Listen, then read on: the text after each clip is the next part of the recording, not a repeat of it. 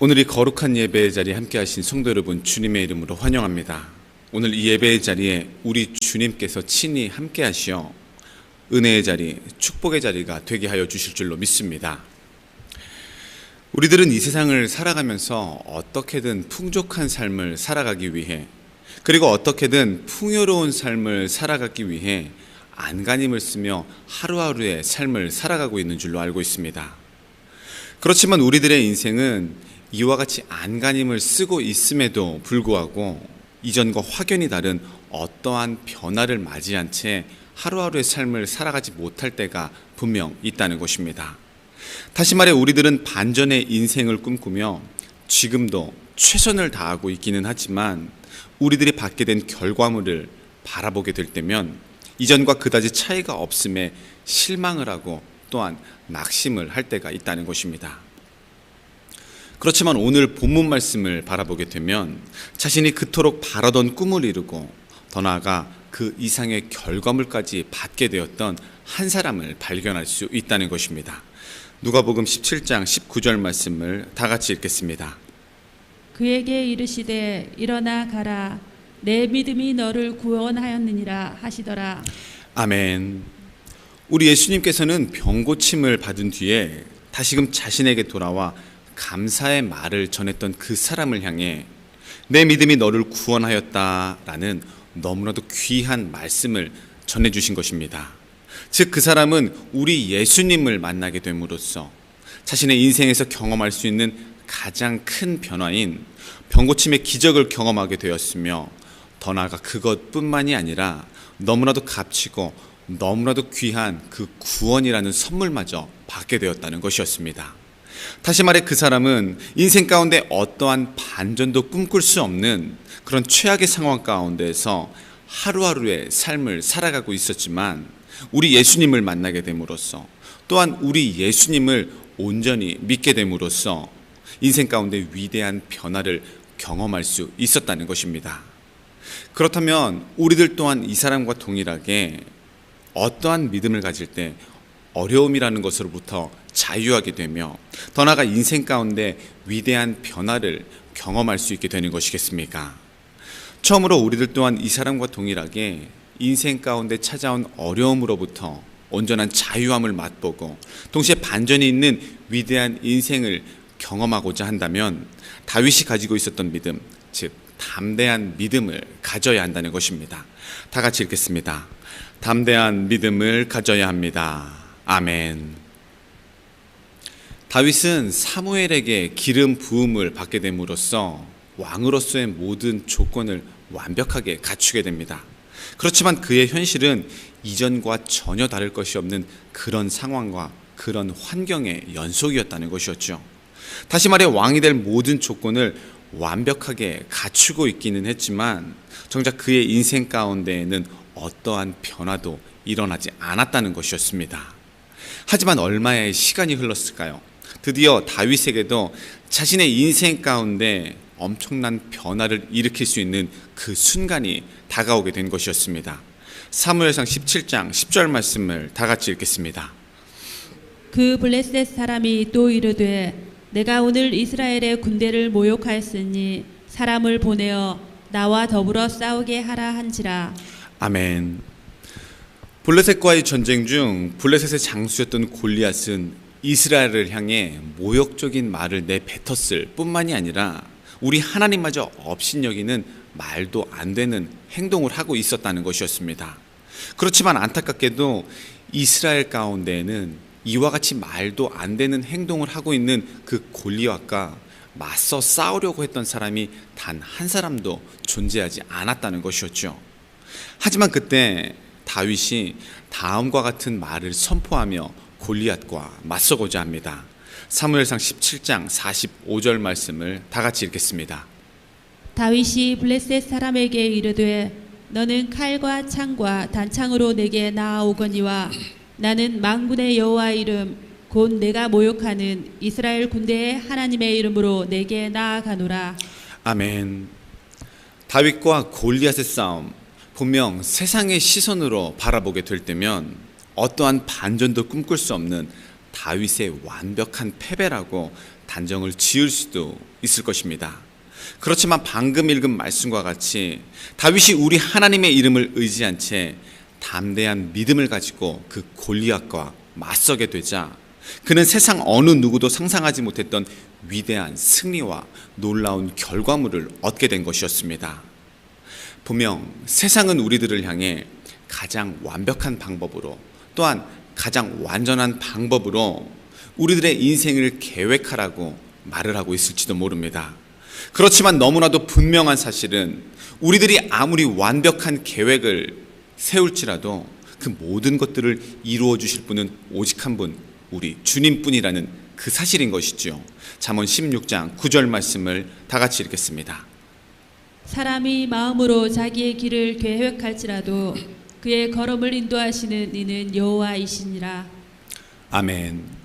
그러므로 우리들의 인생 가운데 위대한 변화를 경험하고자 한다면 세상의 이치나 세상의 방법을 의지하는 것이 아니라 담대한 믿음을 가진 채 오직 우리 주님만을 끝까지 의지해야 하는 줄로 믿습니다. 그리고 그 가운데 임재하시는 우리 주님과 늘 항상 동행을 함으로써 반전의 기적을 바라보고 더 나아가 반전의 그 역사를 함께 써나가는 저와 여러분의 삶이 되기를 주님의 이름으로 간절히 소망합니다. 그렇다면 두 번째로 인생 가운데 위대한 변화를 경험하고자 할 때 우리들은 어떤 믿음을 가진 채 하루하루의 삶을 살아가야 하는 것이겠습니까? 그건 바로 나아만과 같이 희망이 보이지 않는 상황 가운데에서도 오로지 주님의 그 말씀만을 붙잡고 걸어가는 끈질긴 믿음을 가져야 한다는 것입니다. 다 같이 읽겠습니다. 끈질긴 믿음을 가져야 합니다. 아멘. 나아만은 자신이 원치 않은 그 병에 걸리게 됨으로써 탄탄대로를 걷고 있던 자신의 인생 가운데에서 너무나도 큰 어려움과 시련을 경험하게 됩니다. 그렇지만 그는 자신의 종을 통해 이스라엘에 가게 된다면 자신의 병을 고칠 수 있게 된다는 너무나도 기분 좋은 말을 전해 듣게 되었죠. 하지만 그의 기대와는 달리 그가 이스라엘에서 받게 되었던 자신의 병을 고칠 수 있는 유일한 방법은 세상의 기준으로 바라보았을 때에는 정말 말도 안 되는 그런 방법이었다는 것이었습니다. 열왕기하 5장 10절 말씀을 다 같이 읽겠습니다. 엘리사가 사자를 그에게 보내 이르되 너는 가서 요단강에 몸을 7번 씻으라. 내 살이 회복되어 깨끗하리라 하는지라. 아멘. 분명 방금 읽은 말씀에서 발견할 수 있는 이 방법, 하나님의 종이었던 엘리사의 말씀이었기에 그대로 행하게 된다면 당연히 고침을 받을 수 있는 너무나도 위대한 방법이었을 것입니다. 그렇지만 우리들이 발견할 수 있는 사실은 이와 같은 방법이 정말 병을 고칠 수 있는 유일한 방법이라 할지라도 우리들의 생각으로는 절대 이해할 수 없는 그런 방법이었다는 것이었죠. 예를 들어 우리들이 만약 병에 걸리게 되어 병원을 찾아갔는데 의사 선생님께서 어떠한 진료도 하지 않고 더 나아가 어떠한 약마저도 우리들에게 처방해 주지 않은 채 우리들을 향해 안양천에 가서 몸을 7번 담그세요라는 말씀을 하게 되었다면 그대로 행하시겠습니까? 어렵습니다. 당연히 어려울 수밖에 없습니다. 왜냐하면 이 방법은 세상의 기준으로 바라보았을 때에는 결코 정답이라고 말을 할 수 없는 그런 방법이었기 때문이었을 테니까요.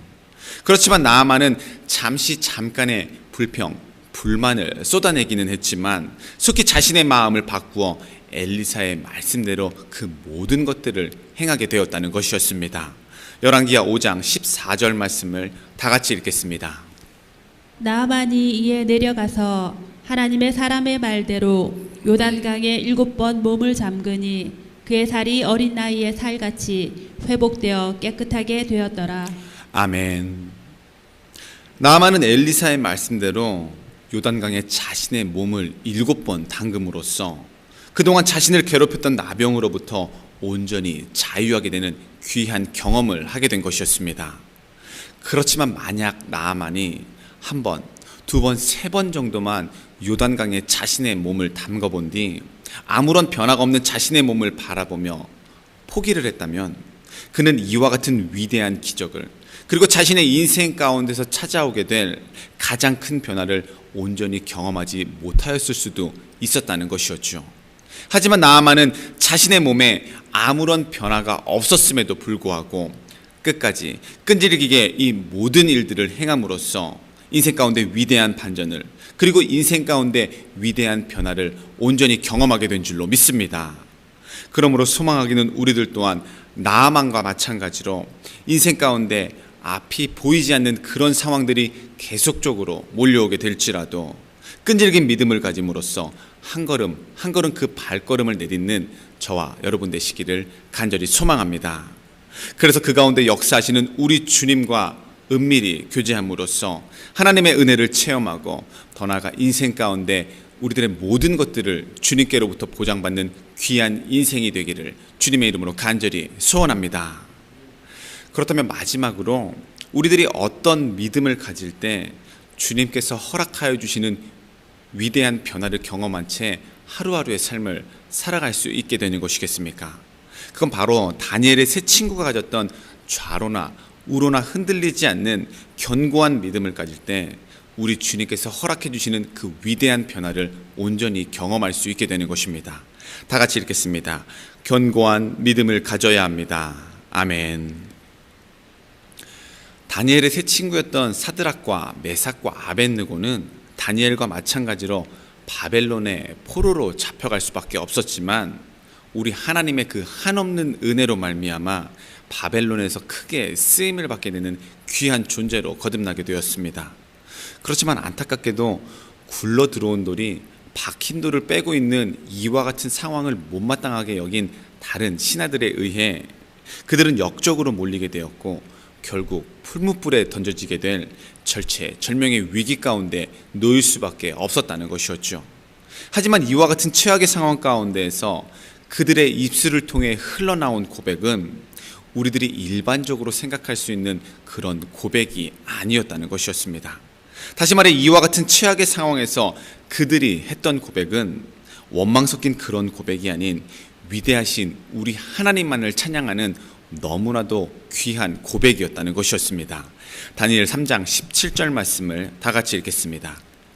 왕이여, 우리가 섬기는 하나님이 계시다면 우리를 맹렬히 타는 풀무불 가운데서 능히 건져내시겠고 왕의 손에서도 건져내시리이다. 아멘. 그들의 입술을 통해 흘러나온 이 고백, 정말 신앙인으로서 어느 것 하나 흠잡을 것 없는 너무나도 완벽한 고백이라고 생각을 합니다. 그렇지만 이어지는 18절 말씀을 바라보게 되면 정말 이와 같은 고백마저 할 수 있을까라는 의구심마저 가지게 되는 주님 보시기에 합당한 고백을 그들이 하고 있다는 것이죠. 다니엘 3장 18절 말씀을 다 같이 읽겠습니다. 그렇게 하지 아니하실지라도 왕이여, 우리가 왕의 신들을 섬기지도 아니하고 왕이 세우신 금 신상에게 절하지도 아니할 줄을 아옵소서. 아멘. 그들은 우리 하나님께서 반드시 자신들을 구원해 줄 것이라는 확실한 믿음을 가지고 있었습니다.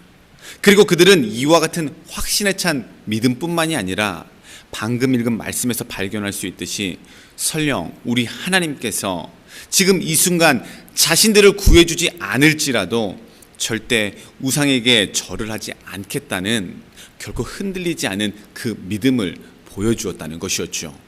왜냐하면 그들은 이 세상이 아닌 하나님 나라, 즉 저 천국에 소망을 두고 있었으며 더 나아가 의를 위하여 박해를 받게 된다면 천국에 이를 수 있다는 견고한 믿음을 가지고 있었기 때문이었던 것이었습니다. 마태복음 5장 10절 말씀을 다 같이 읽겠습니다. 의를 위하여 박해를 받는 자는 복이 있나니 천국이 그들의 것임이라. 아멘. 이 세상이 아닌 우리 하나님 나라에 소망을 두고 동시에 의를 위하여 박해를 받는다는 것, 당연히 그리스도인이라면 반드시 감당해야 할 일이자 동시에 반드시 감당해야 할 사명인 줄로 알고 있습니다.